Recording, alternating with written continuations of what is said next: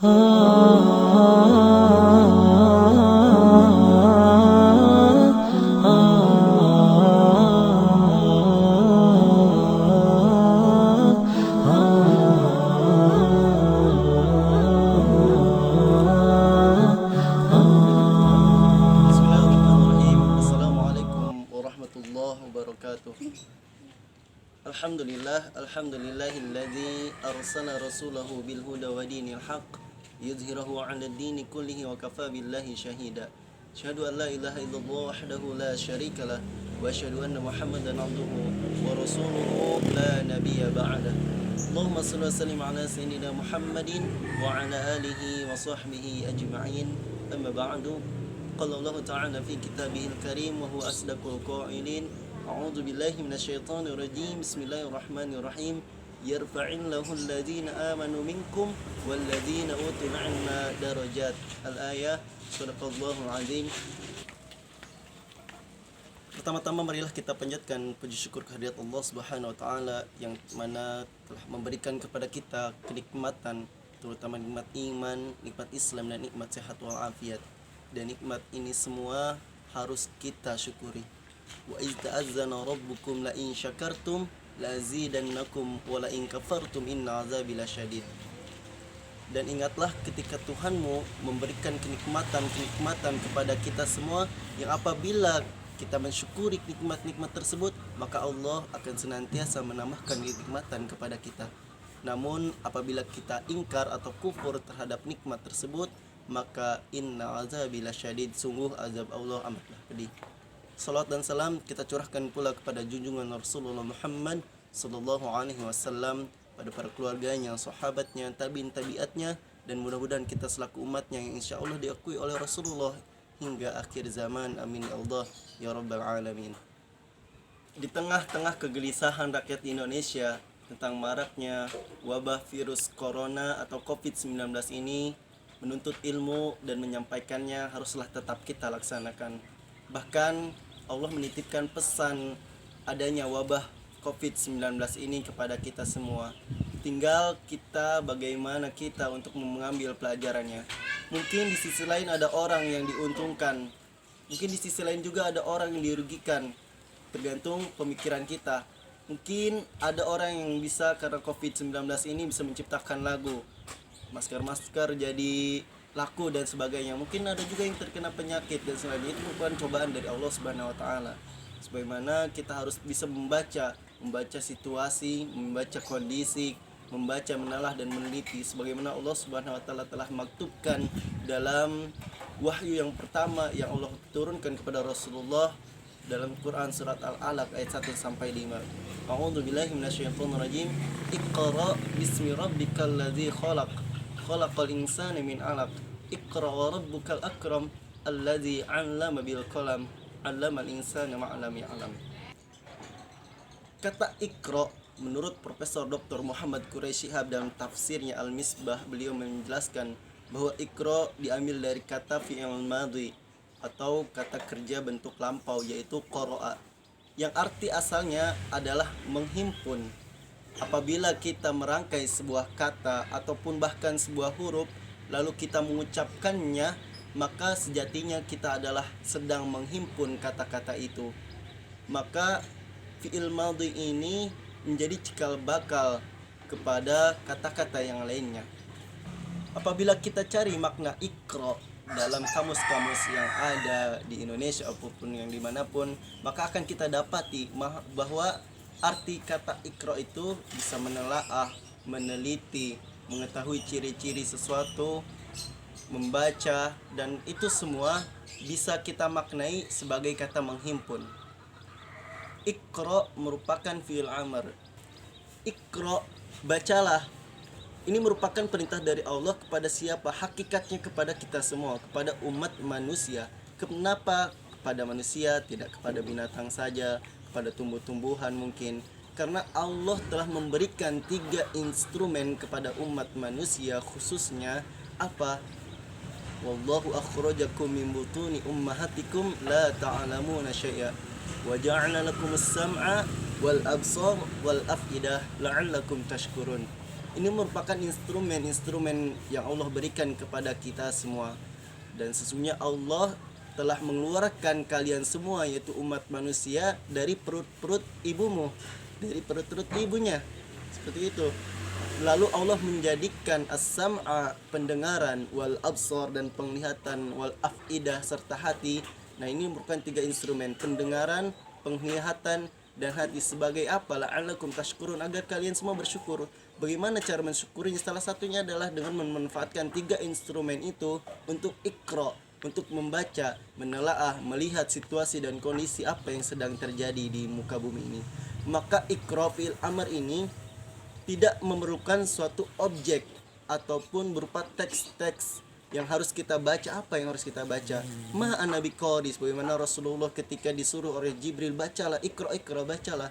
Ma anabi qadis, apa yang harus dibaca? Maka di sini tidak ada objek yang mengkhususkan apa yang harus dibaca. Maka ikra di sini tidak memerlukan objek berupa teks-teks tulisan ataupun sesuatu yang harus diucapkan sehingga diperdengarkan oleh orang lain. Tidak perlu itu semua. Maknanya adalah umum. Apa yang bisa kita lihat, apa yang bisa kita teliti, apa yang bisa kita telaah, maka bacalah semua lingkungan yang ada di semua ini. Dengan 3 instrumen tadi, maka kita harus manfaatkan untuk senantiasa membaca, menelaah, meneliti apa yang terjadi di sekitar kita tentunya. Bagaimana atau dengan apa? Iqra, bacalah, bismi rabbikal ladzi khalaq, dengan menyebut nama Tuhanmu yang telah menciptakanmu. Jadi al-afidah atau konteks atau ranah hati jangan kita lupakan dalam dunia pendidikan. Mungkin kita lihat sekarang fenomena banyak pembelajaran yang dilakukan oleh guru-guru hanya memanfaatkan as-sam'a wal absar, sehingga kerana al-afidah jarang sekali disentuh oleh para pendidik.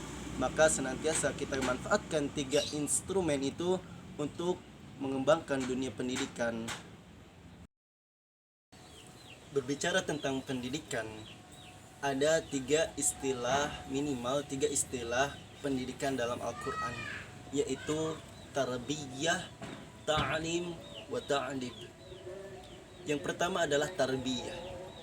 Tarbiyah diambil dari kata robba, yarbu, yarbi, tarbiyah, tarbiyatan, dan masih banyak lagi perubahan makna jika ditasrifkan. Tarbiyah menurut Dr. Aam Abdus Salam adalah pengembangan komunikasi edukatif sebagai implementasi rasa kasih sayang. Hal ini dilandasi dengan Quran surat Al-Isra ayat 24. A'udzu billahi minasyaitonir rajim. Waqfiz lahuma janahadz dzulli minar rahmah wa qur rabbirhamhuma kama rabbayani shaghira. Dalam Quran surat Al-Isra ayat 24 tadi ada kalimat yang mengatakan wa qur rabbirhamhuma kama rabbayani shaghira. Kata rabba, yarbi, rabbayani disandingkan, atau sebelumnya ada kata rabbirhamhuma, rahima, yang artinya kasih sayang. Kalau kita terjemahkan, ya Tuhanku, wahai Allah, sayangilah keduanya. Siapa keduanya itu? Yaitu kedua orang tua kita. Rabbirhamhuma kama rabbayani, sebagaimana menyayangiku, shaghira, di waktu kecil. Maka kata rabbayani diartikan sebagai bentuk atau kasih sayang. Rabba, yarbi, yang sebagaimana kita ketahui itu adalah mendidikku. Atau bisa kita artikan, terjemahkan bebas melalui ya Allah, ya Tuhanku, sayangilah kedua orang tuaku sebagaimana mereka semua telah mendidikku di waktu kecil, dengan bentuk sebagai kasih sayang. Maka dalam dunia pendidikan, rasa kasih sayang ini sangat diperlukan sekali. Apabila seorang guru dan peserta didik telah ada rasa kasih sayang dalam dirinya masing-masing, maka akan ada suatu kepercayaan antara keduanya. Ketika pemilihan sikap-sikap dalam menghukum, dan itu semua dalam hukuman-hukuman itu adalah rasa kasih sayang seorang guru kepada peserta didiknya, bukan kesal ataupun yang lainnya. Bentuk kasih sayang lainnya yang ditunjukkan oleh guru adalah mendoakan peserta didik. Bentuk doa ini merupakan sebagai bentuk penyadaran dari seorang guru bahwa yang mencerdaskan peserta didik bukanlah seorang guru, yang mensolehkan peserta didik bukanlah seorang guru. Guru hanyalah sebagai fasilitas saja. Guru hanyalah sebagai media saja untuk memberikan pengetahuan-pengetahuan dan mencontohkan sebuah akhlak. Maka sejatinya yang memberikan kecerdasan, yang mensolehkan peserta didik adalah yang maha kuasa, yakni Allah Subhanahu wa taala. Yang kedua adalah ta'lim. Ta'lim berasal dari kata alima ya'lamu ilman, yang arti dasarnya adalah mengetahui. Menurut Dr. Am Abdus Salam, ta'lim adalah pengembangan sistem interaksional secara faktual, empiris, teologis, dan intendensial dalam proses pembelajaran. Maka ada satu pertanyaan yang diajukan, apa bedanya antara mengajarkan dan membelajarkan? Apa yang dilakukan oleh guru-guru saat ini, mengajarkankah atau membelajarkankah? Jika saya pikirkan, mengajarkan adalah bisa kita lihat dalam mungkin kurikulum KTSP 2006.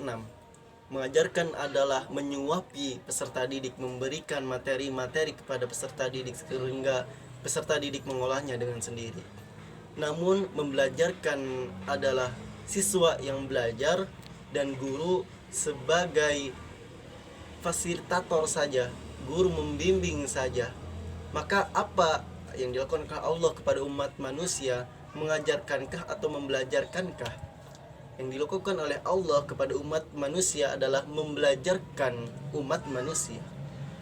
Kita lanjutkan termaktub dalam Quran surat Al-Alaq yang kita bahas sebelumnya, yaitu allazi 'allama bil qalam, yaitu yang telah membelajarkan umat manusia bil qalam, dengan qalam. Makna qalam di sini adalah maknanya secara umum, bukan hanya sebatas pulpen ataupun yang lainnya saja.